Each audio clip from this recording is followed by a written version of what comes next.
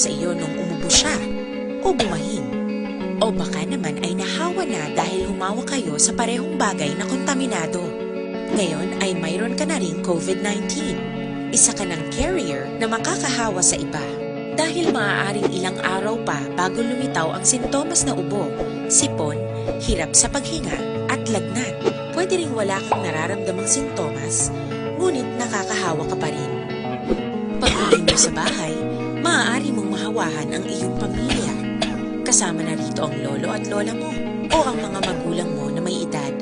Sila ang may pinakamahina na depensa laban sa virus. Ang mga may sakit sa puso, diabetes, high blood, at iba pang pre-existing conditions at mga buntis, mahina ang panlaban sa COVID-19. Kapag na-infect ang taong mahina ang immune system, posibleng magkaroon siya ng malalang karamdaman at kailanganing dalhin sa ospital. Sa patuloy na paglabas ng bahay at pagpunta sa pampublikong lugar, tinatayang maaari kang makahawa ng 3 pang tao at sila makakahawa ng mas marami pang iba. 20% ng mga nahawa ay maaaring maospital at dadami ng dadami ito habang mas kumakalat pa ang virus. Bukod sa dumaraming COVID-19 patients, marami pang ibang may sakit ang nasa mga pagamutan. Ang mga pasyenteng malubhang-malubha na ang karamdaman, hindi na maaasikaso. Wala ring lugar para sa mga pasyenteng may ibang karamdaman.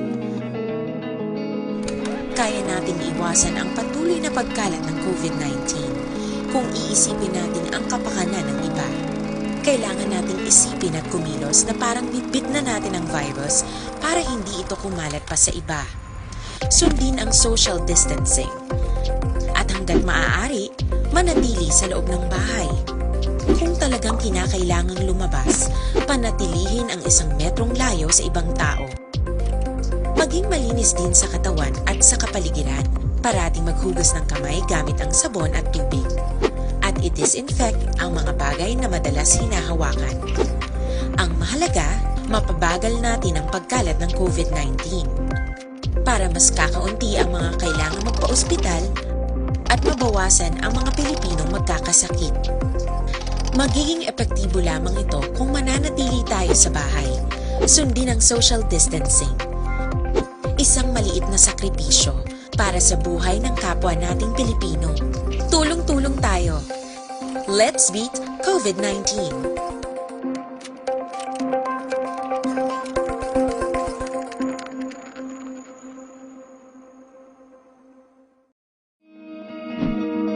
Para labanan ang banta ng COVID-19 sa ating bansa, mahalaga ang kooperasyon ng bawat isa. Ang pananatili sa loob ng bahay ay isa sa pinakasimple pero pinaka-epektibong paraan para hindi kumalat ang virus. Kunwari, ikaw ang tuldok na ito. Malusog ka at malakas. Lumabas ka ng bahay. Sa balita, una sa aksyon! Lasay sa 3 Aksyon Radio Philippines Standard Time kagaron sa litali-nasang mga balita lokal. Gin-usisa na sang team nga ginabugusan sang Department of Health, World Health Organization kag Research Institute for Tropical Medicine ang pasilidad sa Teresita Halandone Provincial Hospital sa siyudad San Silay nga gamiton bilang COVID-19 Laboratory Testing Center. Sunod kay Provincial Consultant Albi Benitez, may pila na lamang ka mga requirements ang dapat nga i-comply antes ang aprubahan ang license to operate. Nagasalig sa Benitez nga ini ang maprubahan sang ahensya agud makaangko na sang kaugalingon nga testing center ang Negros Occidental. Angot sini pagasapulo ni Benitez, subong nga gabi ang team nga nag-usisa agud mahibaloan kung ano ang mangin desisyon. Sa karon ng Western Visayas Medical Center sa Iloilo, amo ang ginapadalaan sang mga swab halin sa siyudad sa Bacolod kag Negros Occidental. Naridi ang team subong nagaba headed by DOH, WHO, kag RITM na ginbisita na nila ang Teresita Halandone and very promising. May jutay lang kita nga kinahanglan i-comply ng mga requirements. Rason, I think we're good to go. Nabatian si Provincial Consultant Albi Benitez.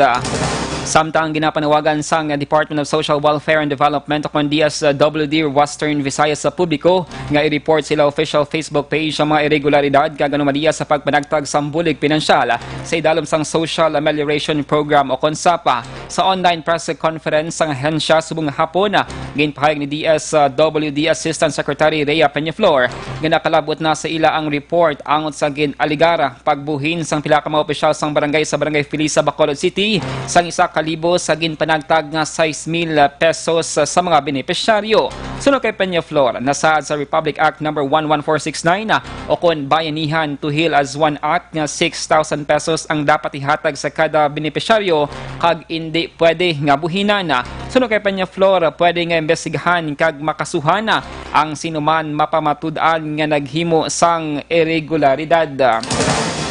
Ginumpisa na sang lokal nga panguluhan sang syudad sa Bacolod ang pagpreparar sang kinahanglanon nga mga logistics angot sa natalanan nga pag-operar sang Bacolod Queen of Mercy Hospital bilang COVID-19 na temporary hospital. Sunod kay City Administrator M. Ang iningalihok ang kabahin sang natalanan nga pag-permahan nga Memorandum of Agreement o kon MOA sa tunga sang management sa mga hospital. Kag ni Bacolod Mayor Bing Leonardia pag sa resolusyon nga ginaprumahan sang sangguniang panglungsod nga naghatag sang otoridad sa alkalde. Sunod sa City Administrator, si dalom sang ginaduso nga MOA, obligasyon sang syudad nga mag-provide sang pila ka mga hospital equipments kag napulo ka mga city paid nurses nga mong magabulig sa pagtatap sa mga posible pasyente nga pagadalon sa among hospital sa palaabuton. Sunod kay ang natalanan nga pagagamiton sa mga proyekto ang South Wing Building sang hospital. Sa din mayara sang 34 tanan ka mga kwarto nga usaron bilang isolation room. Muna siya nga itong PUI center. Mga pasyente nga may mild to moderate symptoms, diraan na sila ibutang kay ang corazon luxin para naman niya sa may severe, no, moderate to severe symptoms ng mga PUI kay preparado na ang aton nga corazon luxin. Nabatian si City Administrator M. Ang. Samtang plano naman ni Bacolod Vice Mayor Alcida Familiaran sang Interagency Task Force Against COVID-19 sa Bacolod nga hingyoon sa DOH Region 6 pagi sa Bacolod City Health Office nga kun mahimo hatagan sang prioridad o kununahon sang laboratory center sa syudad sang Iloilo ang pagproseso sa swab test sa mga himata sang 69 anyos nga napatay nga taga Barangay Villamonte nga damlaglang na ibaluan nga positibo sa COVID-19. Sunod sa Vice Alcalde Luyag Sining nga gilayon mahibaluan ang resulta sang test agud sa nagakaigo nga tikang nga ila pwedeng himuon. Sunod kay Familiaran, personal ining nagpadulong kina sang aga sa puloy-an sang biktima sa may purok Sabes Barangay Villamonte kag iya nakitaan ang risgo ilabi na sa tion nga magpositibo ang resulta. Gingklaro man sini nga magapabilin sa gihapon nga isolated sa eskwelahan ang mga himata sang napatay samtang wala pa matapos ang nagakaigo nga proseso. Mayo ko gani kung pwede nga punto sa priority ito para nga may peace of mind ka maka-action pa nila yun. And kadelikado kaya hoping naman negative yung results nila. But so far wala man to sila tinutupsa. Nabatian si Bacolod Vice Mayor Alcida Familiaran. Sa katapusan nga balita lokal, nakarecord sing isa ka suspected case ng COVID-19 ang syudad sa Bago Negros Occidental subong Abril 23. Ini ang base sa bago nga guidelines sa Department of Health sa pag-classify sang persona sa COVID-19. Sa karon ginahulat pa ang resulta sang laboratory test. Sa una guidelines sa DOH, ang syudad sa Bago ang may 15 ka mga PUMs kalakip na ang 6 ka mga contact persons sang suspected case. Tanan ang accounted for kag padayon nga monitor. Una sa balita, una sa aksyon.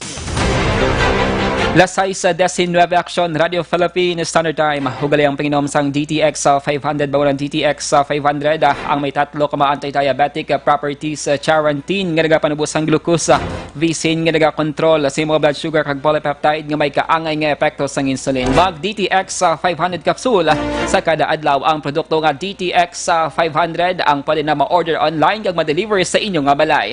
Magbisita lamang sa www.kalusuganyan.ph or pwede man i-check ang Kalusugan Yan Facebook page. Detalye sa mga nagapangunang nga balita nasyonal pagkatapos gid lamang sini.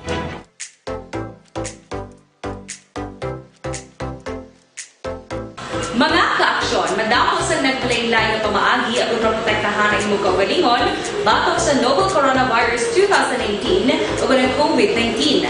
Isa sa mga pinaka-importante ang regular, safe, and effective hand hygiene gamit ang habon kag tubig o ng alcohol-based hand rub. Yan ang proseso sa paghugas ng gamot na rekomendado sa World Health Organization.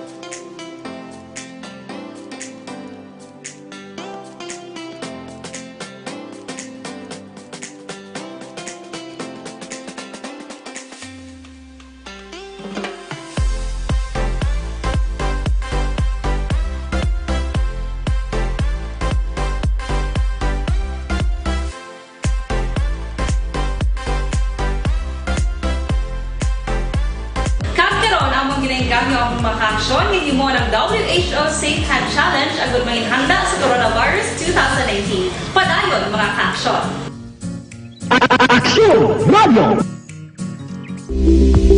Ito ka mga importante nga mapamagi agad mapungga ng paglapdas ang Coronavirus Disease 2019 o kung COVID-19 sunod sa World Health Organization o kung WHO. Una, ugaliyo na masami nga pagpanghugas ang kamot agad mapasigurong katinlo sa kaugalingon. Ikadua, likawan man ang masami nga pag-uyat sa ilong kamot kag baba. Ikatatlo, tabunan sang tisyo kung kamot ang baba kung ginaubo. Ikaapat, likawan ang pagpadulong sa mga lugar nga masami ginatipunan sang publiko. Ikalima, magtiner sa puluyan kung hindi mayong kondisyon sang lawas ilabi na kung nagabatyag sang hilanat kag ubo. Ikaanom, kung naga-eksperyensya sa hilanat ubo o kung kabudlayan sa pagginawa. Kilayon nga magpakonsulta o kung magpangayo sang panugyan gikan sa isa ka doktor. Ikapito, tingwaan nga mangin updated sa balita kag mga impormasyon angot sa COVID-19. Ining apahanumdom ang ginatulong sa inyo sa kalwan sang World Health Organization, Department of Health kag Aksyon Radio Bacolod.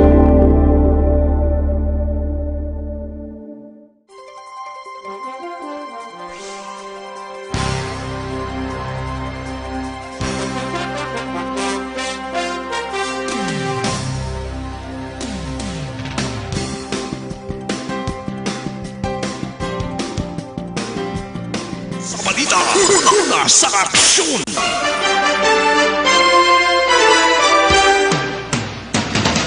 Lasay sa 23 Aksyon Radio Philippine Standard Time kagaron sa detalye na sa mga balita nasyonal. Magaupod ang 500 ka mga pasyente sa Pilipinas sa Solidarity Trial sang bulong kontra COVID-19. Ang World Health Organization o WHO sa karon ang nagapanguna sa trial sa tuyo nga makakita sang bulong kontra COVID-19. Sunod kay Health Undersecretary Maria Rosario Vergere, 500 ka mga pasyente ang mag-intra sa trial sa 20 tanan ka mga hospital sa nagkalain-lain nga lugar sa Pilipinas. Sunod kay Vergere, ang trial ang posible mag-umpisa buwas nga adlaw Biyernes sa tion nga matapos ang documentary requirements. Ginpathag ni Vergere pag-usaro ng mga stocks sang bulong sa pungsod kagini ang pag-aislan sa tion nga mag-abot na ang shipment gikan sa WHO. Ang mga pasyente sa Norway kag Spain ang una nga nag-enroll sa sini nga pagtuon nga ginlansar sang WHO sa tumbulan sang Marso. Subong nga semana sang nagtanyag si Presidente Rodrigo Duterte sang 10 bilyones pesos nga padya sa sinuman nga Pinoy nga makadiskubre sang vaccine batok sa COVID-19. Samtang nagrekomendar ang League of Provinces of the Philippines sa LPP nga i-lift ang enhanced community quarantine o ECQ sa mga local government units nga wala sang COVID-19 cases. Sunod kay LPP President kag Marinduque Governor Presbitero Velasco Jr. naglapaw na sa incubation period sang virus ang kalawigon sang quarantine nga 2 ka semana. Sunod kay Velasco, may mga banwa kang syudad nga pwede nga kakasona ang ginapatuman nga ECQ. Ginpathagma ni Velasco, madugay na ang incubation period nga naglawig na sang halos 40 dias kag wala na sila sang may nakita nga infected. Ginehemplo ni Velasco ang island provinces kang isang Marinduque kang Romblon nga dapat hindi na malakip sa ECQ bangod ini nga mga lugar ang isolated.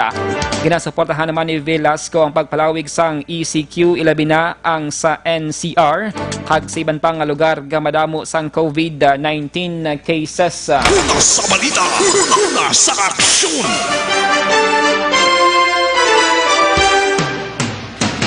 Sa dugang pang balita national, isa kadako nga laboratory nga sarang makapatigayon sang 3,000 tubtob 5,000 ka mga COVID-19 test kada adlaw ang iga set up sa Central Luzon. Sunod kay DOH Undersecretary Rosario Vergere, ini nga huge love ang proyekto sang Asian Development Bank kag ini ang ginapaabot nga mangin operational sa unang semana sang Mayo. Sunod sa DOH, ini nga pasilidad ang mayar sang positibo nga epekto sa testing capacity sang iban nga laboratorio sa Metro Manila. Ang Pilipinas ay karoon ng may 17 ka COVID-19 testing laboratories nationwide nga gin-accredit sang DOH. Target naman sang Philippine Red Cross nga mag-set up sang dugang pa nga 20 ka mga laboratory sa pungsod. Base sa online tracker sang DOH, kapin 61,000 ka mga individual ang napaidalom na sa COVID-19 test as of April 21. Sa iban nga balita national, patay ang 6 ka mga ginapatian miyembro sa nga Busayaf Group samtang 8 ka tropa sang gobyerno ang pilasona sa engkwentro nga nagduntad sa Patikul Sulu sang Abril 22. Naglawig sa 34 minutos ang engkwentro hanay sang 2 ka mga kampo. Sunod kay Western Mindanao Command spokesman Major Arvin Encinas, nagapatigayon ang tropa gikan sa 45th Infantry Battalion sa combat operations sang ilan na engkwentro ang mga bandido sa Barangay Lati.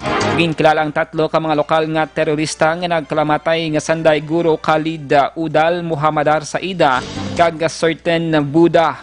Ang 8 ka militar nga pilason ang gindala na sa Camp Navarro General Hospital. Ang engkwentro ang natabo malapit isa ka semana matapos nga 12 man ka mga soldado ang napatay kag 13 ka iban pa ang pilason sa engkwentro man nga nagluntad batok sa Busayaf sa may barangay Danag Patikul Sulu. Una sa balita, una sa aksyon. Lasay sa 27 Aksyon Radio Philippines Summer Time. Detalye sa balita international, sports kag entertainment. Pagkatapos gid lamang sini.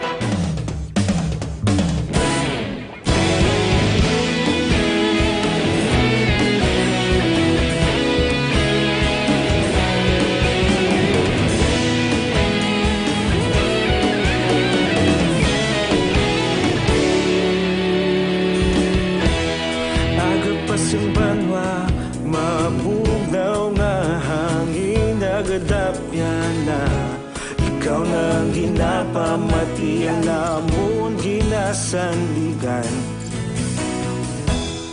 Tingog sang probinsya kamatuuran ginapalap na minsay nga may dala paglaom kag kasanag. Tinuig na nagligan, ikaw gihapon ang ako nga istasyon sa pagbudlak sang adlaw sa pagduhaw sang biton. Mga balita nga dala inspirasyon, Aksyon Radio, bakolod man sa gihapon. Padayon Aksyon Radio, bakolod saludo sa imo. Padayon Aksyon Radio, salamat kisa pagserbisyo. Patas kag balanse, matuod nga mensahe, wala sang hinadang piligan. Padayon Aksyon Radio.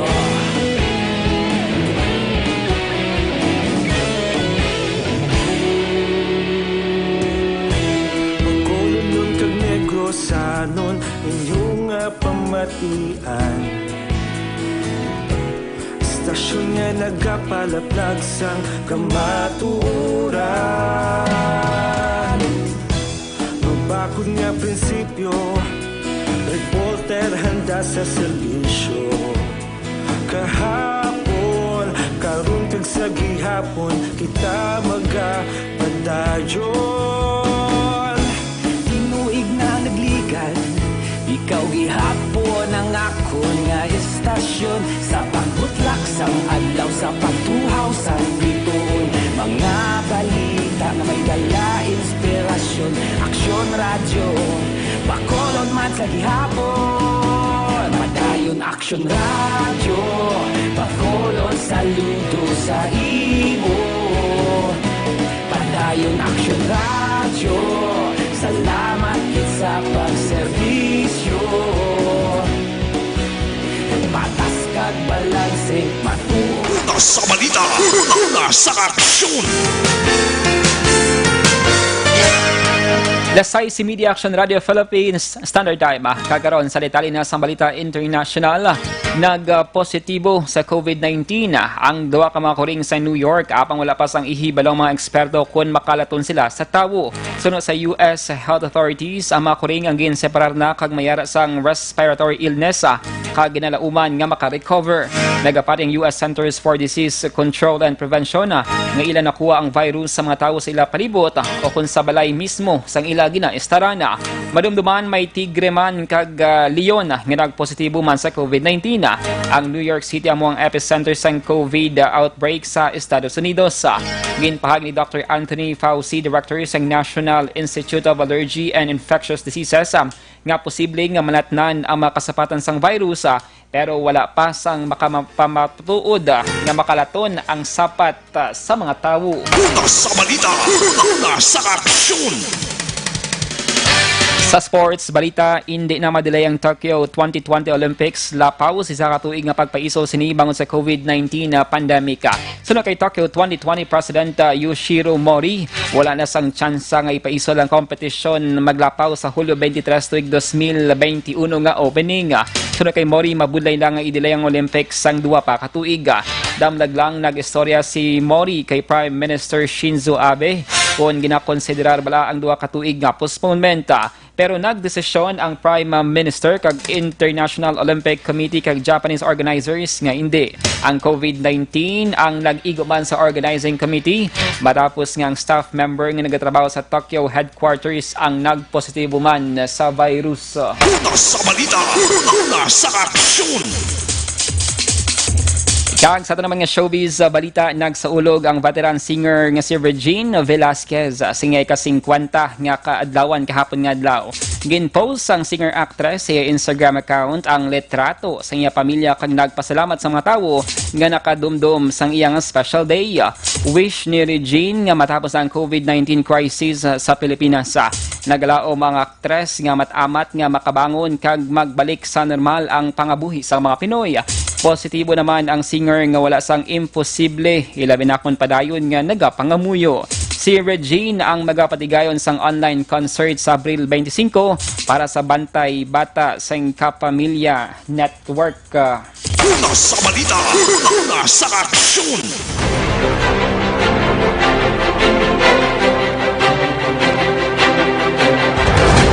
Lasay sa 33 Aksyon Radio Philippine na Standard Time, inyo nabatian ang kabugusan ng mga balita sa Aksyon Balita Evening Edition.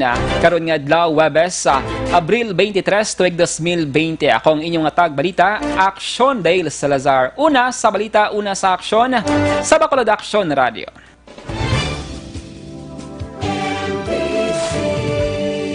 Manila Broadcasting Company. Sa balita, komentaryo, isyu, serbisyo publiko.